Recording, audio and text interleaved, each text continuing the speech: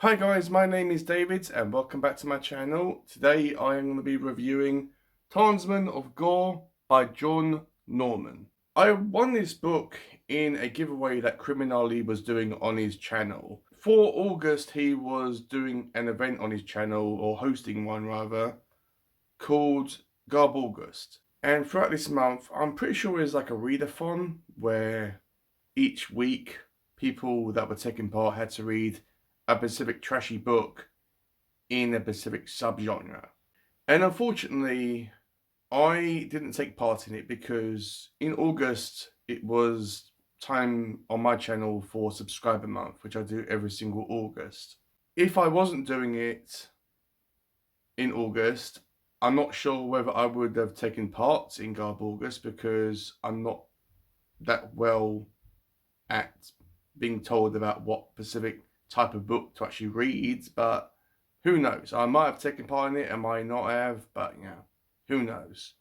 But in preparation for it, he was giving away about 4 or 5 books, all in different genres. And I basically won one of these books, and this being the book that I won. When I got it, I think I read the back of it. I might have, I can't remember.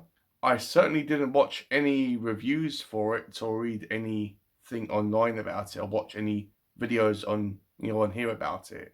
So I went into this completely blind. Ollie at CriminOlly told me that this was the first book in a series, so I wasn't starting halfway through. And I did some research on the Gore books, and there is about 30 of them. It's a real long ass series that dates back to when this book was published in 1966. So before I go any further, I just want to thank CriminOlly for sending me this book. Yes, I know I won it, but I just wanted to thank him for sending me it and for doing that giveaway. So I'll have his channel linked down below. I feel that he doesn't need any introduction, but a link to his channel will be down below, so please check him out. So despite this book being published in the 60s, I am going to try to steer away from major spoilers. I may mention minor spoilers, but nothing that will overall impact the experience and what happened at the end and all that stuff. And plus, this is just going to be my own thoughts and feelings regarding this book. And also, because this is a fantasy book, apologies if I mispronounce something or if I misunderstand something, as I'm not really sure about how big the fandom for the Gore books are. So we follow our main character, who is called Toll Colbert, who is a human being. He's living on Earth, and he is a history teacher, and he gets a job over in America to teach English history. This is only touched on very, very briefly at the start of the book, but it gives me the impression that it's more like a fish out of water type of scenario, and he feels uncomfortable in this environment, and he decides to go camping in some nearby mountains one day. And we find out a little bit about Toll as well, that his mother died when he was young, and his father mysteriously vanished when he was young as well. So while he's on this camping trip in the mountains, he comes across this metal envelope that he finds, and he opens it, and this letter transports him into this new world. This world is called Gore. That's the title of the book, or the series rather. So this world is called Gore, and it's sometimes referred to as Counter-Earth, but not that much. Usually the world is referred to as Gore. So while there, Toll discovers that his father, his biological father, has called him into the world of Gore, and while there he trains to become a warrior. In the world of Gore, there is what is classified as casks. I'm pretty sure that's how you say it.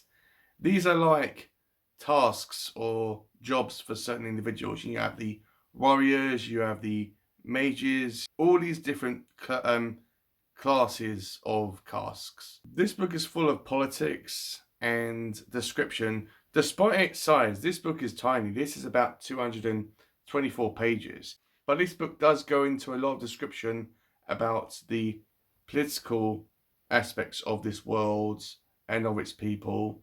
And also the descriptions about how people fight is not to an extreme level, but it gives you enough information, if that made sense. So when Tal was in Gor and he's training to be a warrior, his father kind of takes him under his wing and shows him the ropes of this world. It's never really discussed about how Tal's father became a member of this new world and how he got there and all that type of stuff, and why he's called his son into this world. Maybe it does in the other books, but not in this one.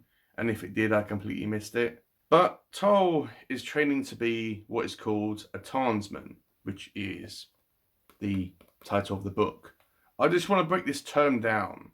A Tarn is this massive eagle, this bird-like creature that you see on the cover. These are Tarns. These can be very, very vicious, very unpredictable, very dangerous. They can somehow look into a person's soul and know whether they are weak or whether they are strong. If they are weak, it has been known for a Tarn to eat its rider if it decides that the rider is weak. And it's also described about how a Tarn can eat another Tarn. But with that said, they are extremely loyal and fierce creatures. And there are certain areas that a Tarn can be used for, like assassins, which is another cask, and warriors. And a Tarnsman is basically the rider. That is what their position is called, a Tarnsman.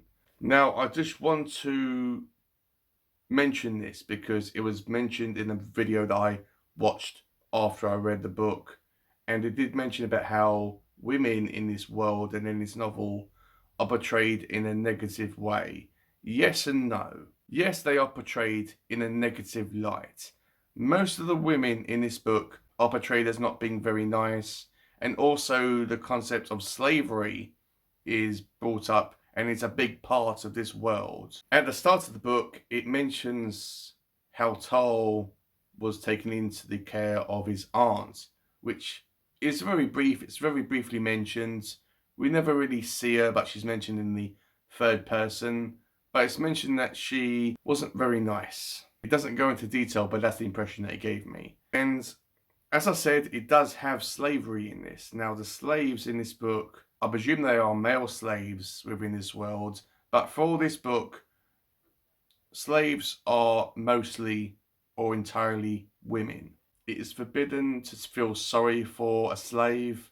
It is forbidden to help them and feel remorse for them. And if you do, it's implied that you will be in their debt. And yes, these can range from simple house servants to sex slaves. There are moments in this book where there are organizations and businesses situated in Gor that are a brothel, basically.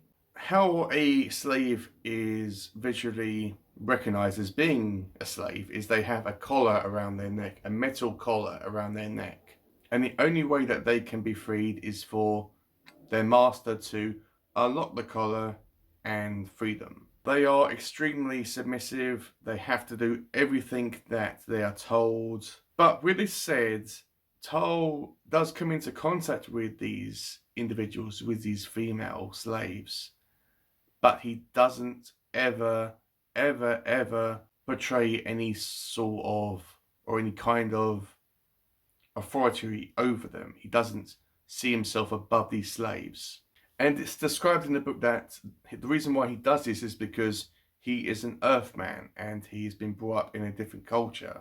And this is regardless by the fact that he's been in Gor for a while now. He's been in this whole world for many years now and a long time. And he's learned the culture and he's learned the language. But at his heart, he is different from these other members of Gor. So in this world, there is a city called R. I'm pretty sure I'm saying it right. It's only 2 letters. Tal has been instructed to go to the city of R, which is kind of like a massive capital, like a big city of this whole world, and to steal an artifact called a homestone. Now, as far as I can understand, a homestone is very important. It's kind of like the foundations of the area and of the city or the town or village or whatever. And it's extremely important to that location. And he's been told to go to the city on the back of his Tarn and to steal this artifact. And he even has a slave on his Tarn which he takes with him, because the idea is to go to this town, or this city rather, and kidnap the princess and to basically swap these two women over so the slave can pretend to be the princess for a short period of time until she's found out and killed, while the real princess is flying back with Toll. So he eventually does steal the homestone of R, and it doesn't go well at all. The leader of this town and this city, everyone turns against him because they consider him to be a fierce warrior, that he has somehow failed because this artifact was stolen from him. His daughter, which is called Talina, finds Toll in the swamp and repeatedly tries to undermine him and tries to secretly kill him. She's a really, really strong individual. She's a really strong female character for this book. And eventually they both fall in love with each other. What's strange about this relationship is that Talina is always asking Toll that she wants to be his slave, that she wants him to be the alpha male and to control her, and she will do everything that he asks her to do. I suppose maybe this is the culture of the women in Gors, that they feel that they have to be submissive over males or men. But Talina is really sarcastic. She's very strong. Yes, she is always getting into scrapes where our hero has to save her. So there's that concept of the damsel in distress. And there are loads of battle scenes on backs of Tarns. It's just a real immersive world. Yes, because of its size, it doesn't have a lot of world building, but it is a part of a long series. There is a part of the book where our hero encounters a massive talking spider, which we think that is going to be evil because spiders are always portrayed as being evil creatures. But this spider, despite its appearance, is very friendly. It helps our hero and is a massive companion and warrior and friend towards Toll. So that was a massive shock to the system. And to someone that doesn't really like spiders at all,